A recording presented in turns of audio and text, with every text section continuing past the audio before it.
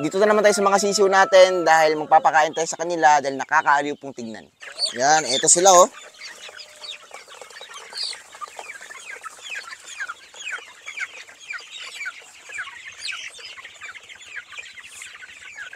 Another kulungan naman tayo dito sa ating mga 35 days old.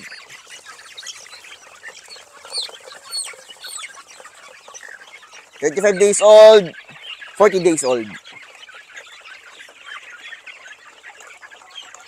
Marami nagtatanong sa atin, meron daw silang 20,000 pesos ngayon, no? At bibili sila ng mga, ano bang klaseng manok? Malalaki na ba or mga sisiyo? Explain natin yan sa inyo. Sa halagang 20,000 pesos, ilang sisiyo ba yung mabibili mo? Ito yung isasuggest ko sa inyo, yung 20,000 pesos. Kasi kapag meron kang 20,000 pesos, no, hindi ka makakabili ng incubator, no? Para lang yon sa ating mga sisiw. Yan. Dahil nga yung incubator, 25,000 pesos kada isa nun. Yung pinakamalit natin na incubator na ginagamit. Which is yung 324 egg capacity yung setter and 300 eggs capacity yung hatcher. Yan. Ito po yung ating, dito po tayo magsisimula dahil mas maganda po magsimula sa sisiw. Dahil alam na po natin kung paano mag-alaga ng sisiw kapag nakapag-produce na po tayo ng sisiw. And magagamit to, no, sa edad na 6 months old. Yan. Mangingitlog na po ito sila. Yan. 5 months old, may mating na yung iba. 6 months old, doon na mag-start yung mangitlog. Lalakas silang mangitlog ng 6.5 months hanggang 7 months old, no? And pwede magamit yung mga inahin hanggang 3 years. Yan. Yung mga lalaki naman, 3 years may get, kahit 5 years pwede po. Yan, based on my experience. And itong mga sisiw po kasi, no, ay marami ka may experience dito. Yan, sa 20,000 pesos mo, pwede ko mabigay yan ng kahit 230 chicks, no? Ganyan po kadami yung ating ibibigay na freebies dahil nga mahigit 10% yung free mortality na binibigay natin dito, no? So ganyan kaganda. After a month, ganito na po yung itsura ng ating mga sisiw. Yan. Ito 35 days old na po to. Yan. Dito naman is 40 days old. Dito naman sa kabila, meron tayo dito mahigit na po 1 week, no? Yan. So mga 2 weeks na ata to. Yan, mga Rhode Island Reds. Yan. Mga block surfs naman natin nandun sa kabila. No, so, ganyan na po kadali mag-alaga. And tignan naman natin kung ano yung napuproduce ng inyong mga breeders kapag lumaki na sila sa halagang 20,000 pesos. No? So, habang nag-aalaga ka ng sisiw, is nag-iipon ka naman ng pera para makabili ng incubator na 25,000 pesos. No? Or, meron kang pwedeng ibenta dito kapag lumaki na sila and pwede mong ibenta, no, para pambili ng incubator. Ito naman yung ating mga inju gigante. Kain ng kain, no? Palaki kayo.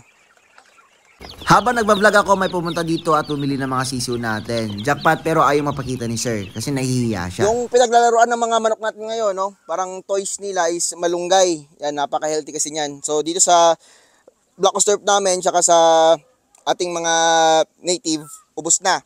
Sa Rhode Island na lang yung natira. Pasok tayo sa loob. So, ilan nga ba yung ating magiging kita or ilan nga ba yung magiging manok mo after how many months or sabihin natin 6 months, no? Sabihin natin na doon sa 230 na nabiling yung chicks, yan, 200 lang doon yung natira, no? Kasi nga mortality yung the rest namatay sila, no? 30 yung namatay, which is posibleng mangyari kapag beginners pa lang. Yan, pwede ka talagang mamatayan. So, sa ganun, sabihin natin 100 yung babae, 100 din po yung lalaki, no? 50% yan, no? Pero mas marami talaga yung babae na lalabas kapag based lang sa experience ko, mas maraming babae na papalabas. Pero sabihin natin 50-50, 100 yung babae, 100 din yung lalaki, no? Sabihin natin yung 70 doon na lalaki is ibebenta mo, no? Kasi nga 30 lang yung pwede na kailangan mong lalaking breeders or roosters. Yan, yung 70 ibebenta mo, 1,000 pesos kada isa nun, bagsakan na. No, kasi nga 1,500 naman talaga yung presyuhan, fully vaccinated at nasa tamang edad for breeding. Yan, sabihin natin 1,000 pesos yung kada isa, no? 70,000 pesos yung una mong kikitain, no? Pero hindi malinis yon dahil syempre gumastos ka ng patuka para sa inyong mga alaga. Yan. So, ayun na, no? 70,000 pesos, yung 25,000 pesos doon, ibenta mo, yung 25,000 pesos na yon para yung sa incubator mo, I mean. Yan, no? Dahil nga, kailangan mo ng incubator. Yan, 25,000 pesos. And the rest, pangdagdag yon para sa kanilang patuka or sa kanilang mga pabahay kasi nga malalaki na sila. Pero itong pabahay na to, no, is nakasya dito dati, no, 500 na manok, okay na okay kaya. Pero dapat talaga nasa mga 100 heads lang pwede na to. Yan. Ang gastos ko dito is 9,000 to 10,000 pesos, no? Yun lang po yung gagastusin nyo. And sa incubator 25,000 pesos. The rest patuka na nila.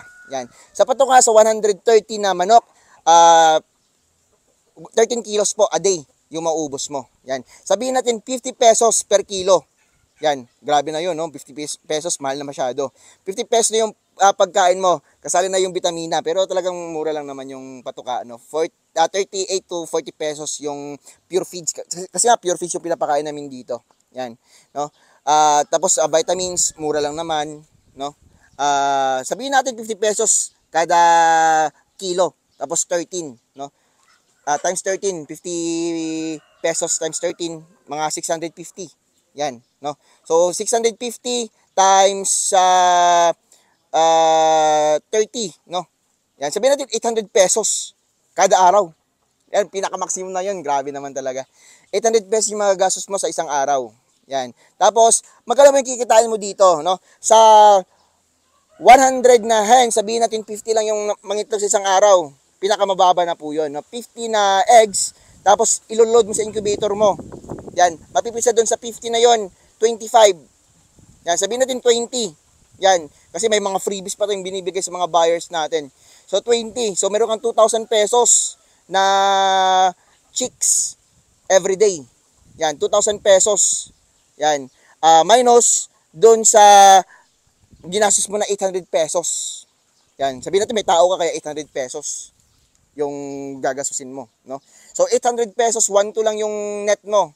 So 1-2 times 30, kikita ka ng 36,000 sa isang araw, sa isang buwan, no? Malinis na po 'yon, no? So ganun po yung kikitain mo sa isang buwan kapag meron kang nabili na 20,000 worth of mga chicks, no? Hindi pa kasali doon kapag nag-grower ka na, and pwede pa pang dumoble yung 36,000 pesos mo kapag maganda po yung pag-aalaga mo, no? Kasi kaya naman 80%, no, 70% or 90% or 100% sa isang araw na mangitlog yung manok kapag maganda po yung ating pag-aaruga or maganda yung ating binibigay sa kanilang vitamina or mga patuka, no? So ganoon lang naman 'yun.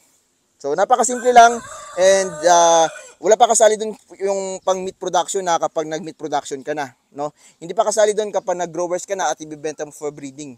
Ibang usapan naman 'yun, no? Pero doon lang tayo sa pinakamababa dahil nakadepende naman sa inyo kung paano kayo mag-upgrade or mag-level up sa inyong manukan. Pagkatapos niyan, may umubos ng mga sisiw natin sa Agrivet at nagbenta na rin tayo ng mga feeds.